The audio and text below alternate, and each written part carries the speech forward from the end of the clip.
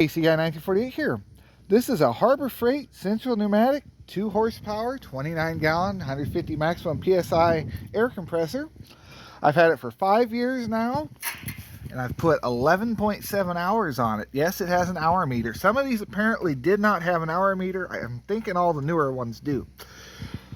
I just looked it up on Harbor Freight's website. You can get one for $3.99. I gave right around that when I bought this, so they really haven't changed too much in price. This thing has been working great over 5 years. That's really not a lot of hours. I can explain that here because I've gone from air power to electric for most of my tools.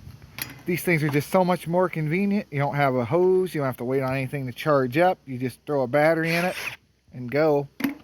Whereas this, you still have to wait on this thing to charge up. Now this does have a lot more power.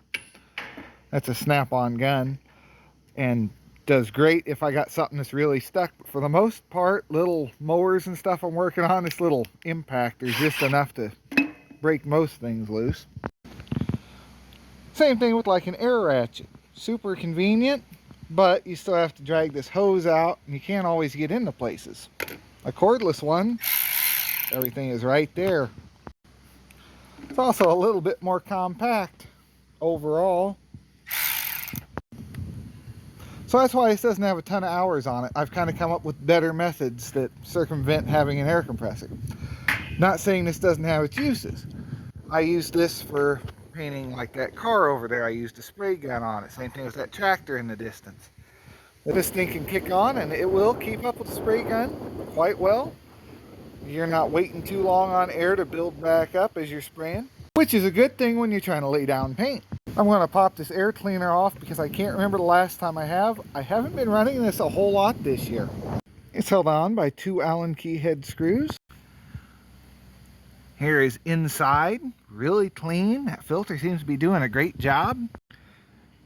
In order to take the filter apart, there are 2 little tabs you kind of got to squeeze in on and click these in as you pull apart, and that will give you access to the filter. And as you can see, this filter is extremely clean. There's just a little bit of like dirt like right there, but the back of it super clean. Same thing with the housing. Everything just kind of clicks back together, and with that back in place, we can start it up. You do have a pressure regulator here and a gauge to tell you how full the tank is. Right here is your on-off switch. Push it over, turn on, flip it up if you want to turn off. Also has a pressure release valve. So definitely want to pull on that, make sure everything's loose and working. There's where you put your air hose into, like so. Take that, push it in, and it'll click on. You do have a nice little maintenance reminder. Every 20 hours of use, drain the tank. Well, I recommend draining it more than that because we'll drain it here in a second.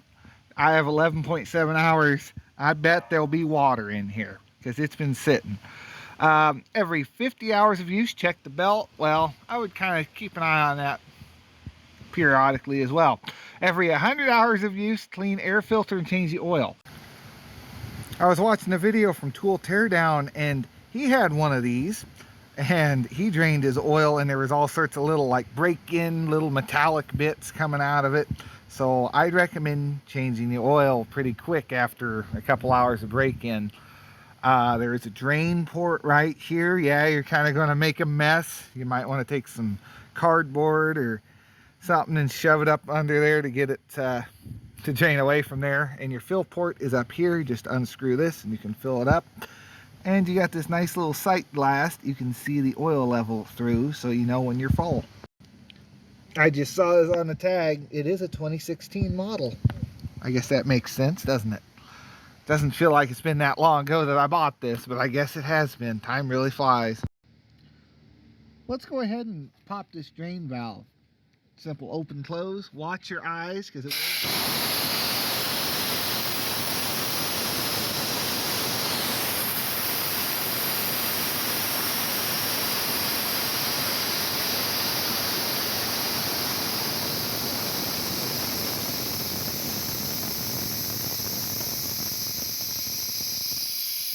see there was a little bit of moisture buildup in there.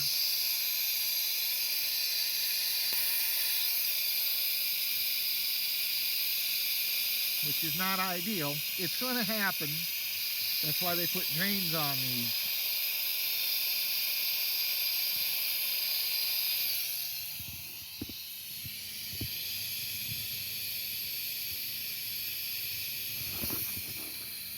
So yeah, every 20 hours if you strain tank air, no. Do it a lot more than that. Maybe every couple hours. Or some people, every time they run it, they oh.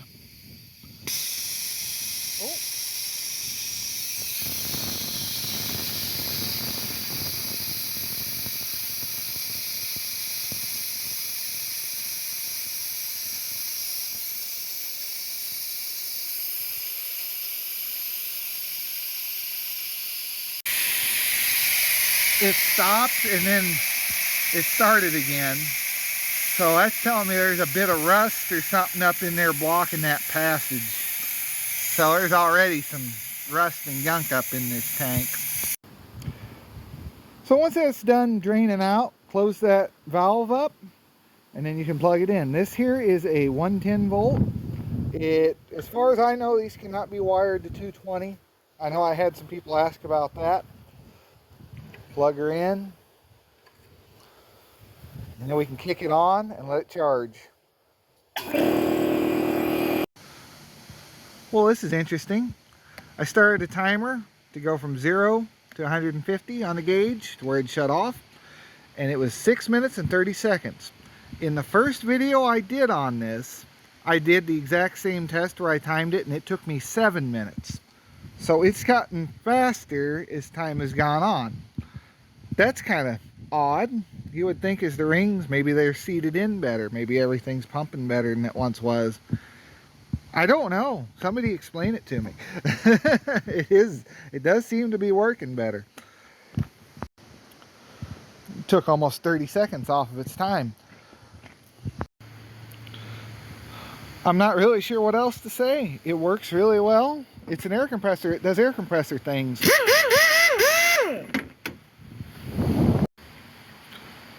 It does have a little adjuster so you can kind of fine tune where it shuts off at, but if it's getting up around 150, I'd leave it there because that's what it's rated for. I wouldn't mess with it too much. And this here, you can turn it out or turn it in and give you more pressure to your hose. Simple as that.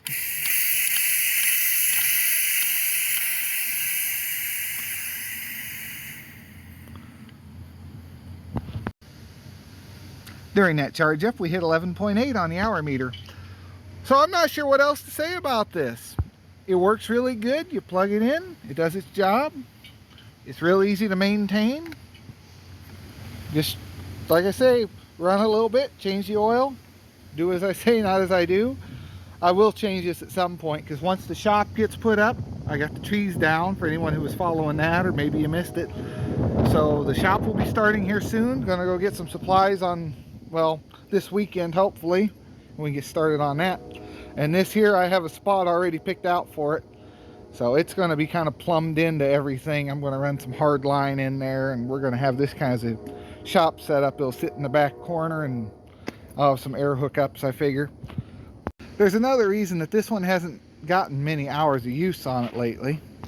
And that's because when I bought my grandparents' house, I got all of Grandpa's tools. And he had this Sanborn MagnaForce air compressor, 3 horsepower motor. And this thing is just a little beast. I mean, it keeps up with anything I'm doing. I'm very surprised. It's not a huge tank.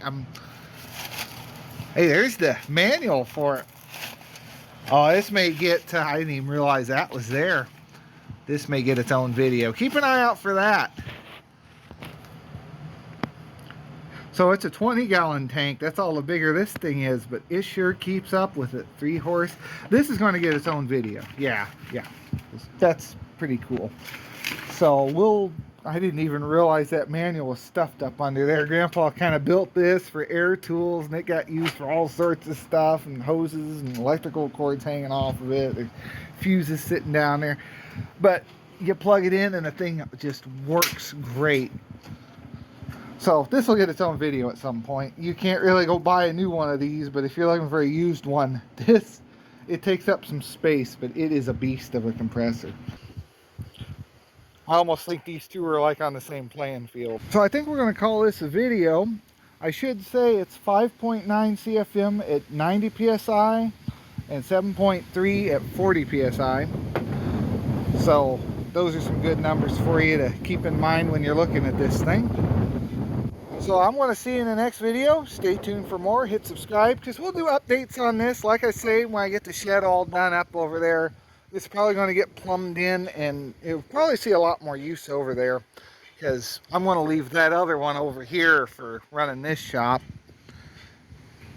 So stay tuned for more. I'll see you in the next one. Thanks for watching and have a great day.